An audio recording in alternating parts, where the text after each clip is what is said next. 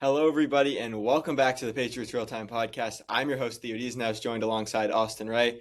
And today we are going to be diving deep into the storylines of training camp after the first 4 days. The Patriots have the off day tomorrow, so this feels like the natural point to have a podcast. But before we get into all of that, Austin, how are you doing today? I'm doing good, Theo. Pretty busy. How about you? I'm doing fantastic. As you can see, not in the normal setup. We have our annual Florida podcast. Last year was a little bit earlier. I was here around July 9th, 10th. This year we're here during training camp, the normal time.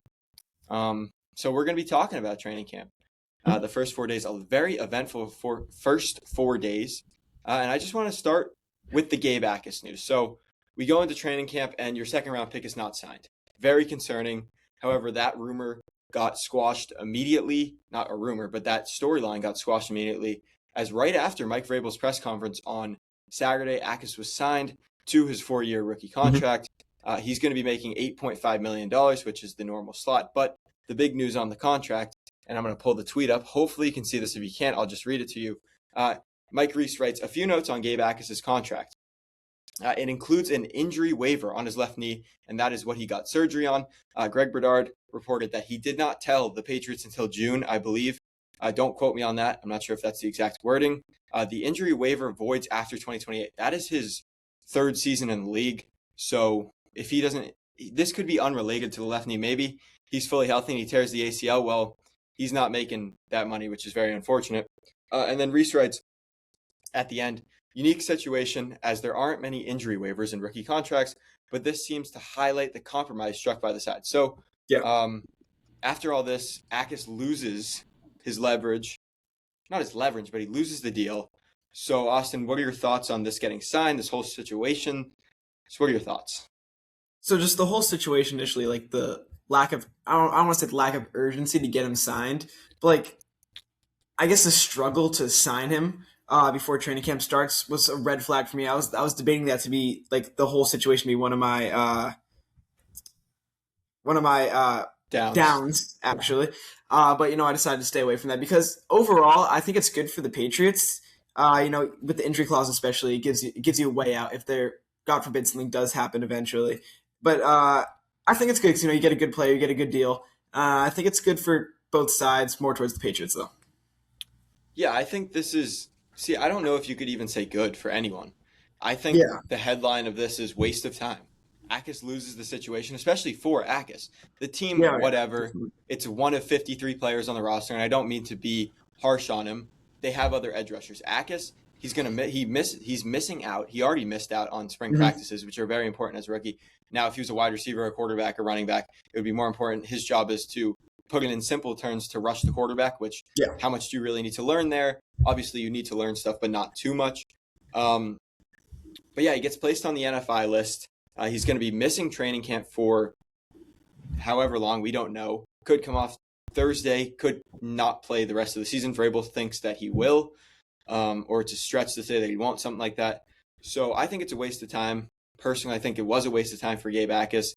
He stunts his growth, stunts his development, and now he might not be ready for week 1 when, in all reality, if the Patriots wanted him to sign the contract with the injury waiver, which they probably did, he could have just signed that contract in May.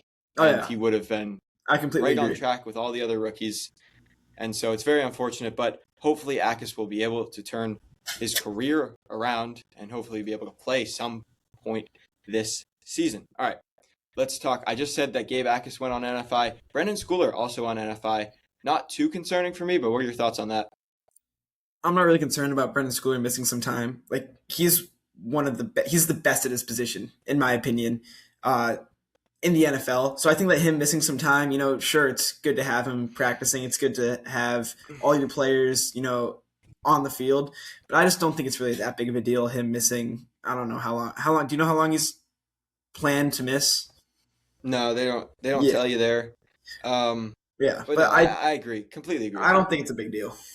Yeah, it's not a big deal. He could come off, like I said, with Akis. With any of these guys on PUP or NFI, they can come off the list whenever. So, and it's Brendan Schooler. He's been in the league for 4 years now.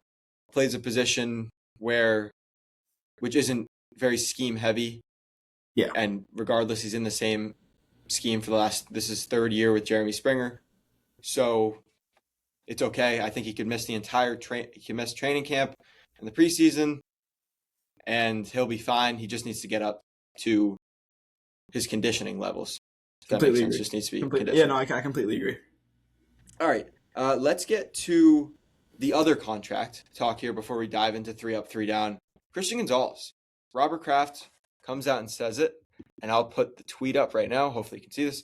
Mhm. Robert Kraft, I'll read the quote. "We love Christian Gonzalez. That's why we've made him an offer, or made an offer to him that makes him the highest paid player to ever play that position in the NFL. That position's obviously cornerback. It's the highest paid contract in Patriots franchise history. So Milton Williams currently has the Patriots' highest paid contract. Now Gonzalez has offered that, allegedly, according to Robert Kraft. What are your thoughts on Kraft coming out and saying this, and what he had to say? So I was not a fan. Well, I was listening to 98.5 when I heard this for the first time, actually, and I was not a fan of this because I feel like he's doing it intentionally. He's Robert Kraft is a very smart guy and he knows what he's doing. And he's trying to put Christian Gonzalez on the spot. He's trying to make it known that he's calling Christian Gonzalez the best cornerback in the NFL, which is obvious, and he's pretty much saying that if he doesn't live up to it, it's not our fault. It's because he's just not good enough anymore. And I think that calling him coming out with this is putting pressure on Christian Gonzalez to get him out in the field, which is good. We do want him on the field, but I think that it's just creating something that we don't necessarily need. If you get what I'm saying, I don't really know how to put it, but I think he's trying to do something a little bit too much. Yeah, I kind of agree with where you're going, not fully. I don't think that if he's a bad corner, I don't think he's saying anything about how good of a player he is. I think he's just putting pressure on him to sign the deal Mm-hmm. because he's coming out and saying, "We've offered it to him. Now it's up to you, Christian. Are you going to sign the biggest contract in Patriots history, or are you going to wait and opt for more money?" And he's trying to make him look bad Yeah, while also, because someone tells you, like, if I were to go out and say, "I just offered Austin the biggest contract in the history of Patriots real time, in the history of the Patriots real time podcast," and you still haven't taken that contract, that doesn't seem like I'm slighting you. that But just in seems like reality, he's it's putting selfish. pressure Yeah, on you to sign that contract because I came out and said it. And Gonzalez, similar to what we're saying, did not like the comment. And so what he said is, everybody knows what Mr. Kraft has done. A ton of respect for Mr. Kraft for what he's done with this franchise. It's just something we don't want to handle in the media. Keep that with the team and my team. So he's saying, I don't want to negotiate through the media like Kraft started to do. So push back on it a little bit. Didn't come out and diss Kraft or whatever.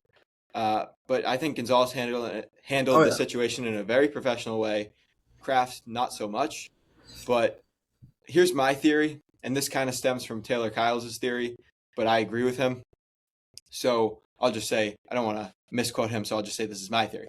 So what I'm thinking is that they have the contract, they have a handshake agreement with Gonzalez, and they said, all right, when Devon Witherspoon signs his contract with Seattle, we'll up it by $1 million, we'll up it by 100,000, and you'll be the highest paid player in, or the highest paid corner.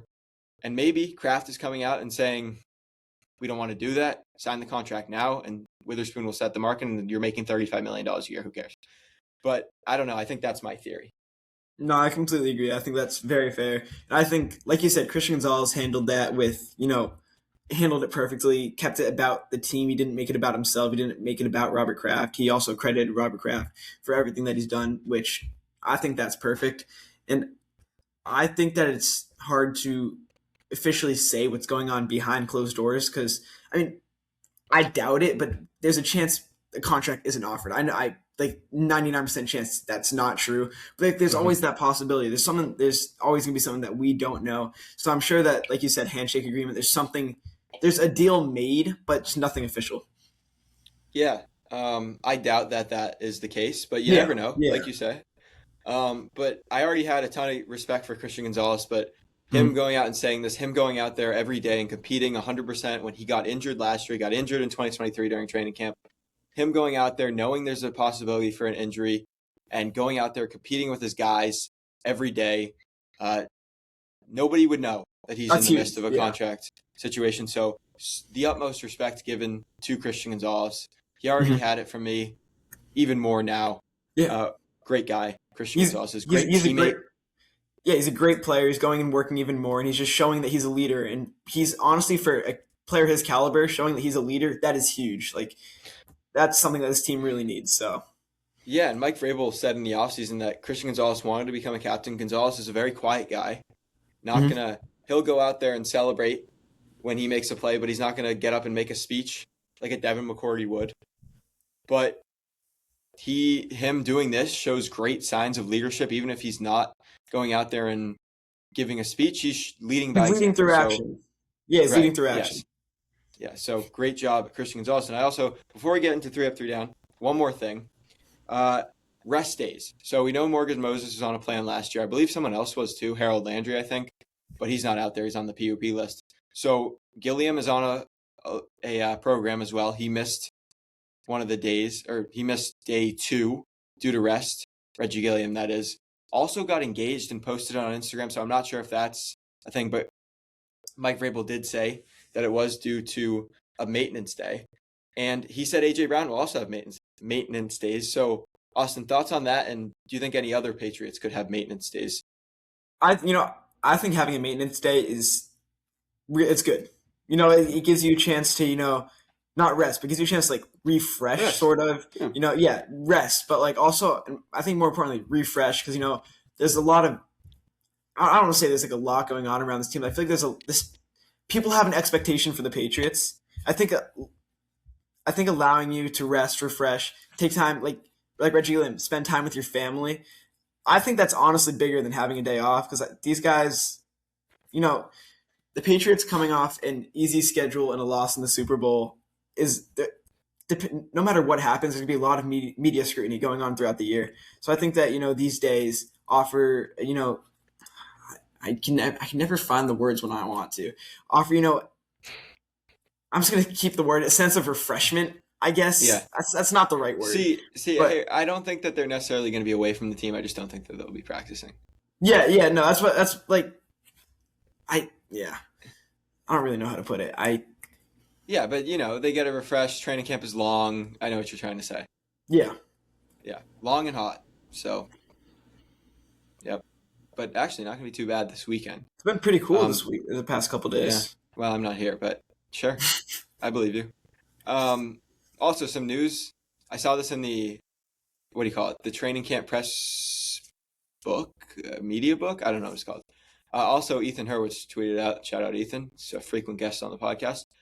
He said that if training camp, if it rains, training camp's going to be brought inside and it's not going to be open to the public. So, Mhm. interesting note on We that. I got a don't lot of think it rain. We has got a rained. lot of rain coming up. We got a nor'easter of Ooh, rain summer. the next couple days. So I looked at the weather. It doesn't look like it's going to be raining during the actual practice, but maybe it says it's going to rain. I'll be the only one to show up and it won't rain. That's what I'm hoping for. we got a lot of rain over the next 2 days. Brutal. All right. Let's get into 3 up, 3 down. Austin, who's your first up? My first up is Kayshawn Booty. I think that he has been spectacular so far this training camp. I think that the connection between him and Drake May is huge. It's already showing off. No matter what order he is in the wide receiver rankings, I think having Kayshawn Booty, an established target for Drake May, still being strong and still being the guy that he can turn to, I think that that's big, and I think he's already shown up. Yeah, I completely agree. He was my number one guy. How could he not be Yeah. showing up? He's made the highlight play since they had the walkthrough on Tuesday. He's made the Mhm. highlight play every single time they've done 11 on 11s. 2 catches where his helmet fell off down the sideline. He had the big one today. He actually had 2 big ones, but one of them got called back. He had a great throw, or Drake made a great throw to him over the middle. He's doing everything. He had a few catches with the second team today. So he's doing everything. He's playing with the first team. He's starting with the first team with AJ Brown, rotating in there with those guys. So, yeah, how can you not give it to Booty? 100%. You have to keep him. I was in favor of trading him, but you look at, and we'll get into this later, how shaky the chemistry has been with Dobbs and Brown to start camp, Mhm. and Booty has the chemistry. He Yeah. has chemistry with Drake like nobody else does. Maybe Hunter Henry has it, but Other than that, it's Booty, um, Henry, and then really nobody else. I completely agree.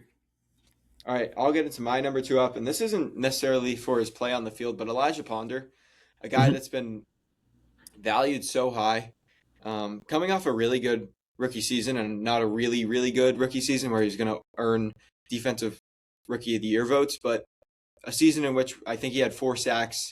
He was a rotational player, a guy that didn't even get drafted from Cal Mhm. Poly. Good rookie season. Now he's viewed as a starter with Landry and Akis out. I think he's going to start week one because I don't think either of those guys will be playing week one. I think he's going to make an impact. He had a tip ball the first um, day of training camp. I haven't heard much about his impact since, but the way he's valued and the way he was up there day one speaking to the media. That shows you how much he's valued. They don't put, no offense to, I'm not going to say a player's name, they don't put the 87th, 85th, 75th guy on the roster up there at the podium on day one. So shows he's a roster lock, shows how far he's come from last year, just probably being the 52nd or 53rd man on the roster to Yeah. now being a roster lock. No, you're completely right. That didn't Elijah Ponder didn't even cross my mind, but that's Probably a shouldn't, very but yeah. no, that's a very good take. No, I completely agree. That's very solid reasons. All right, so who do you have as number two? All right, so my number two, it's not going to be a player. It's actually going to be picking up DeAndre Hopkins. I think that having DeAndre Hopkins is huge. He's a veteran wide receiver. He's probably a future Hall of Famer in my opinion. He's an amazing wide receiver, amazing player. He has a connection with Mike Vrabel, AJ Brown, and I think that him coming in, he's being able to show some of the younger guys, like some people who unfortunately are not performing, like Kyle Williams, just being around these younger guys, and it's giving him a veteran presence that we want from AJ Brown, but we don't necessarily have because AJ Brown's not a veteran like DeAndre Hopkins. He's a different type of seasoned wide receiver. But DeAndre Hopkins coming in, coaching the players, I think it's huge, and I think that it could lead to a good connection in the future. Yeah, I like it. He's gone now. Hasn't been Yeah, there since day one, but he was there for the first 2 days. yeah, They had a day before day one. That's why. yeah. But there for the first 2 days, I agree 100% with all your points there. He's going to provide a veteran leadership. Actually, I don't agree with 100% of your points. I think AJ Brown does provide a good veteran leadership. No, I He's feel like it's just teaching not the same Kyle type of Williams. veteran. I feel like it's not the same type of veteran leadership, though. I don't really understand. Can you explain? Because, when you look at AJ Brown is a current wide receiver on the roster. DeAndre Hopkins is a retired wide receiver. I So feel it's like more of when like you a look, coach, you mean? yeah, that's what I'm saying. But I Like guess it is. Yeah. he's not talking to him. He's not talking to them like a peer. He's talking to them, trying to teach them, trying to make them better. While AJ Brown, while he's also trying to make them better, he's not talking to them like a coach. He's talking to them like a friend. I feel, in my opinion, that's just how I would put it. Yeah, and you got just more veteran leadership if we Exactly. just want to, Yeah. I don't know, agree. Um, you have Mac Hollins, you have AJ Brown. Hollins has been in the league for this is his 10th year. Mm-hmm. Brown, this is his 8th year. Dobbs, this is his 5th year. Booty and Douglas, this is their 4th year. So, and Hopkins, obviously, a seasoned vet, like we said. So, yeah, I really like the veteran leadership here. You really replace Stephon Diggs well, I would say, and Yeah. hopefully DeAndre Hopkins says, "Hey, I like to coach, and let's coach for Mike Vrabel's Patriots, and Love that. let's get made fun of by AJ Brown." I don't know if you saw that clip. I did see that. Yeah. All right, I'll go to my number three. I don't know. I'm actually debating here. I'm going to Mm-hmm. split it. I'm going to say two players, two rookies. Go for it. I'm going to say either Jam Miller or Eli Raridan. So Eli Raridan, a guy that did not get run really with the second team in the spring. Right now he's cleared himself. He's the number 2 tight end. He's going to make this roster no matter what, but he's definitively here, I would say. He made a bunch of plays today. I actually have a tweet about this. So here we go. Our guy, Del Pettis, Eli Raridan with his second impressive box out catch at camp, this time making a contested grab versus Del Pettis on a crosser. Tommy DeVito with the throw. That was from Taylor Kyles. He had a great day today. They don't even need to necessarily get a guy because of how well Raridan has played. And then if I shift to Jam Miller, this is a guy who I didn't think was going to make the roster. He provides no special teams ability, but he's looked good so far from what I'm hearing. Obviously, I'm not there. I'm in Florida. But from what I'm hearing, runs hard, finishes plays, and today he took some reps as RB3. Lan Larison had been taking all the reps as the third running back until today when Jam Miller passed him for a few plays, not the whole time, but for a few plays, Jam Miller was the RB3. So it shows that he's climbing rankings. He's doing the right thing. So that's my two. Those are my two number 3 ups. Yeah, Eli Raridan, he really excites me. I feel like that he can take over a big spot on this team. I feel like in the future seasons. Mm-hmm. So who's your number 3? My number 3 was AJ Brown's presence. I feel like that he's came and he's made himself seen. And what makes me really angry? Eagles fans. Right. I think that no matter what I'm seeing, Eagles fans like, thank God we got this diva off our team, because he was mentioning that they're not letting Drake May throw as much as he would want to. Yeah, I know, and then Eagles fans are taking it to the extreme. That makes me really angry. I just think that AJ Brown's coming. He's making a good presence. He's filling the Stephon Diggs role that we saw. Trying to rally the team, trying to being that veteran presence that we already talked about. I feel like that he's offering a new perspective. He's not a new perspective, a new new perspective's good though.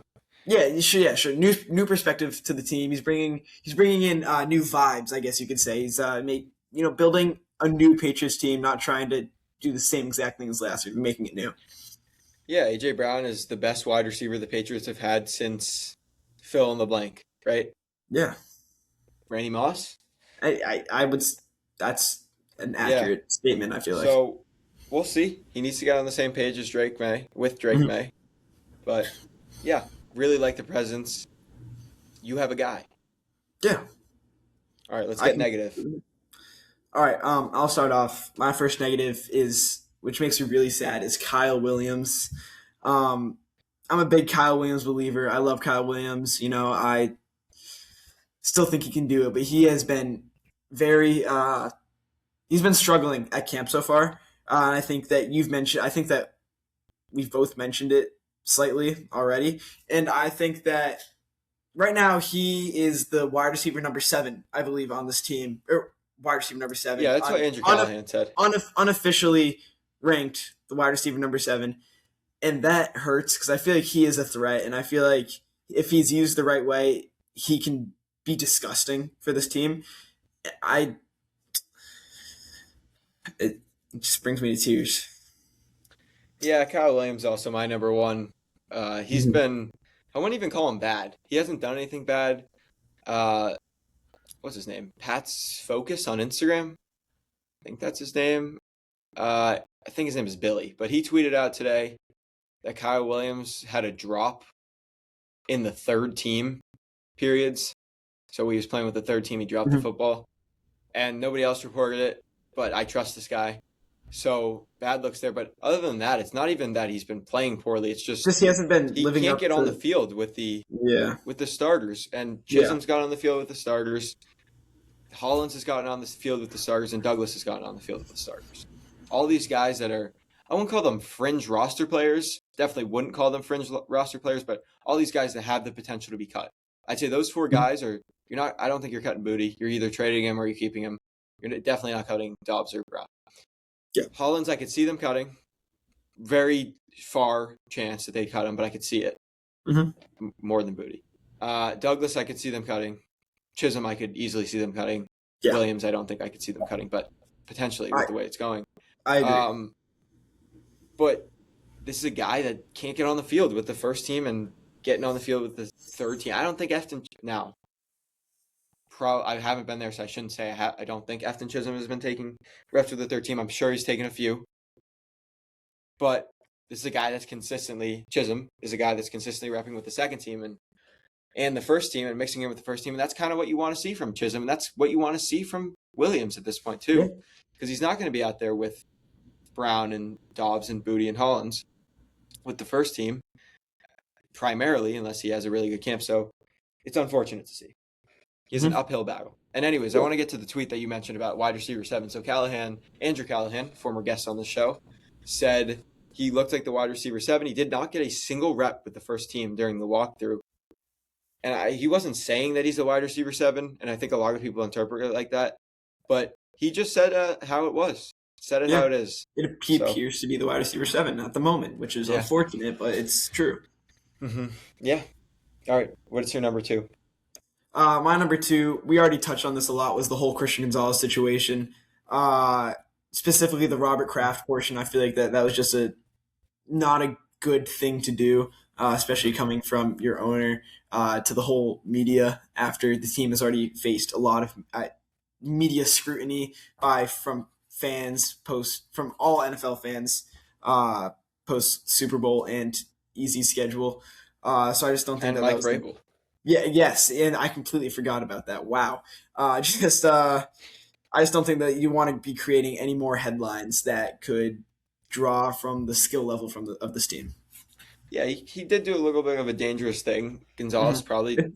could have said, Yeah, "Hey, you're going to call me out. I'm not going to practice." Like yeah, we said, Gonzalez is a great guy, great teammate, yeah, great character.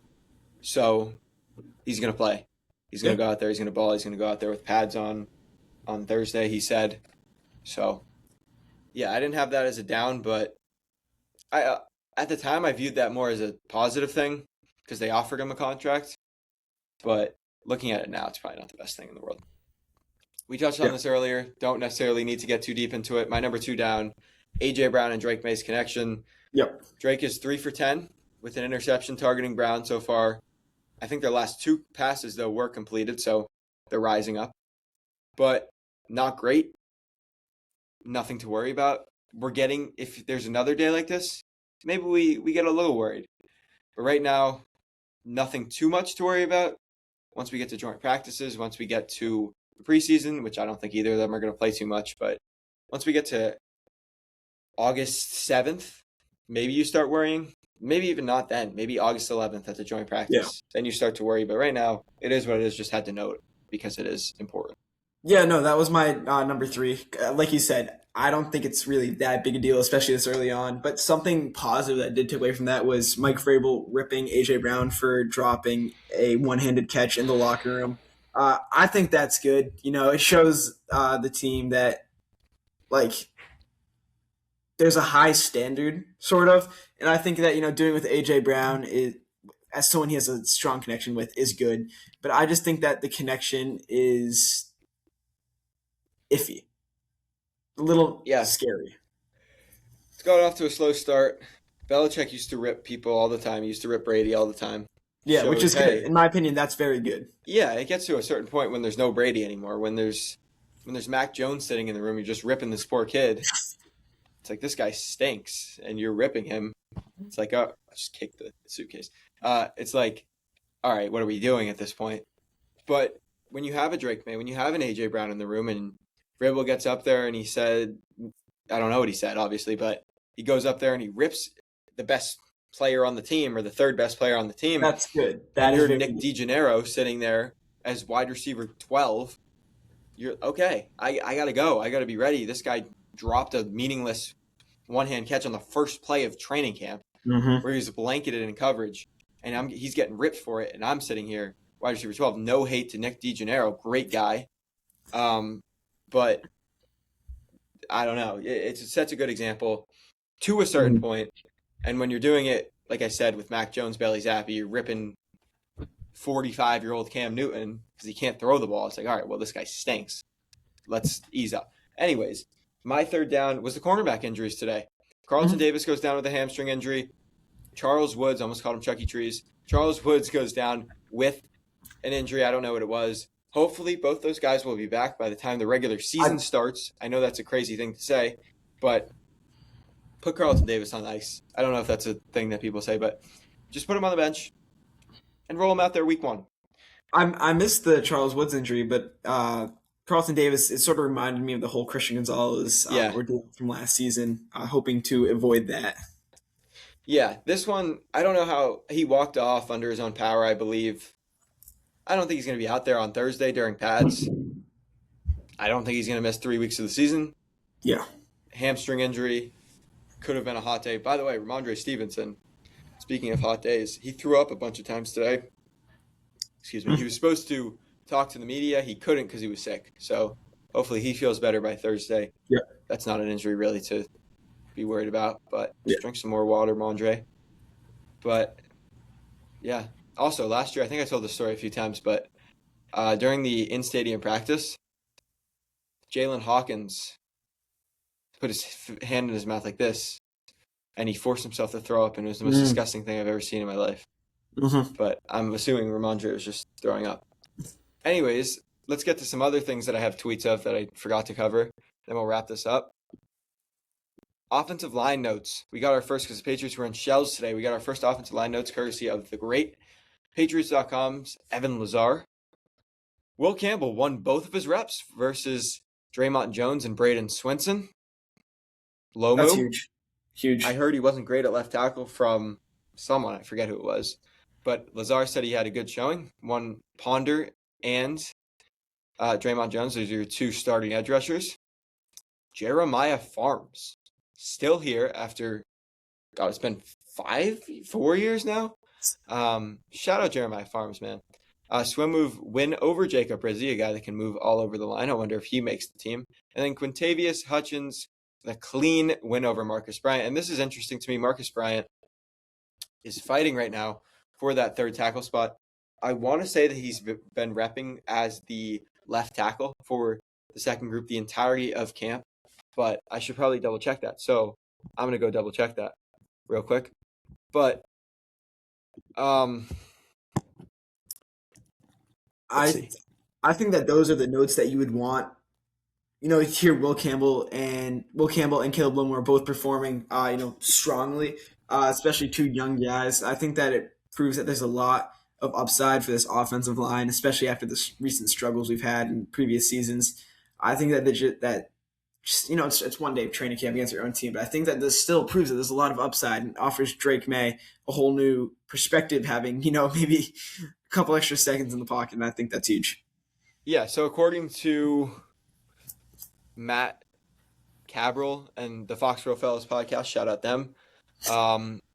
Marcus Bryant is working with the second team, and Demetrius Crownover, who was not mentioned in this, I believe, is working with the third team. So it would be interesting to see. They play different positions. One plays right tackle, one plays left tackle, but you want to develop Crownover into a swing tackle. Right now, if you're keeping 4 tackles, you're keeping Bryant, but he lost a rep, which doesn't mean anything, to Quintavious Hutchins, who's probably not going to make the team, but we'll see. I want to see how that competition goes, but I want to try showing the booty catch. Hopefully this works. If you can't see it, I apologize, but here we go.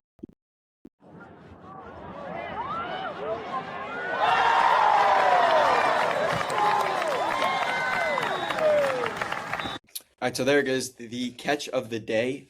Drake May drops it in the bucket, 40, 50 yards down the field to Kayshon Boutte over Kevin Byard. Kevin Byard had a tough day today.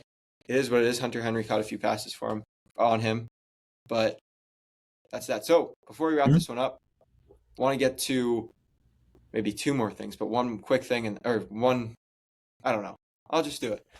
So Austin, as we go towards padded practices, who is one player or one thing that you are looking out for the rest of training camp? So we already mentioned it. There's 2 things that I'm really looking out for right now. The A.J. Brown-Drake May connection, as we said, there's no real need to worry yet. But, as time progresses, there's no real growth or change with how they're seeing the ball with each other and how they're connecting. That could become a worry. But really, I just want to keep an eye out on Christian Gonzalez, the contract negotiations, injuries in prior training camps. I'm not really worried, knock on wood, about Christian Gonzalez getting injured again because that's not really on my mind right now. But contract negotiations is what I'm looking forward to more so than in the future. Yeah, I agree with that. If I had to pick something else, I'd probably say, when are the injured guys coming back? When's Gabe Atkins making his training camp debut? Does he even make a training camp debut? Does Harold Landry come back from PUP? Does Terrell Jennings get a shot? Does CJ Dupree get a shot? Those 2 guys are guys that could really compete for the roster. Instead, you got Tanner Arkin out here, who I like Tanner Arkin, but would CJ Dupree be the third tight end right now if Arkin wasn't here? I'm really interested to see when those guys come back. Schooler, does he come back? Well, not really. Don't really care too much about that one just because we know he's going to be okay. Yeah. But When do those guys come back? And also, why was Schooling not on the original report? I don't know. Doesn't matter. But last thing here before we wrap this one up was scrolling Twitter trying to find something today. But came across this tweet because Twitter's broken. But here, so it's Mike Reese. So Patriots making a personnel change, bringing on Malcolm Butler as fifth DB over Kyle Arrington in a nickel package. This tweet right here is 8:51 p.m. on February 1st, 2015. Austin, do you know what was happening on February 1st, 2015? I do not. That was Super Bowl 49. Super Bowl 49 historically ended with Malcolm Butler intercepting Russell Wilson at the goal line. So what a call out right there by Mike That's Reese huge. to put that out there and say and tell everyone that Malcolm Butler's here, fifth DB over Kyle Arrington. So shout out Twitter for showing me that today. That was That's funny. awesome. Hopefully you guys can see these tweets and everything. If not, I'm sorry, I don't know what to do. But yeah, that's this app. What's it called? Riverside. But that'll do it for this podcast. Thank you so much for tuning in. We'll be back with more training camp updates. I will be, boots on the ground, hopefully on Friday. If everything goes right, I'll be there on Friday. I'll be there on Saturday. I'll be there for the rest of the time. Trying not to miss a day. Training camp. Hopefully I can also be at the preseason game. Austin might be there with me. So we'll also be at the in-stadium practice, which is happening on July 15th. So, nope, August 15th. But yeah, that'll do it. Thank you so much for listening, and we will see you next time. Thank you.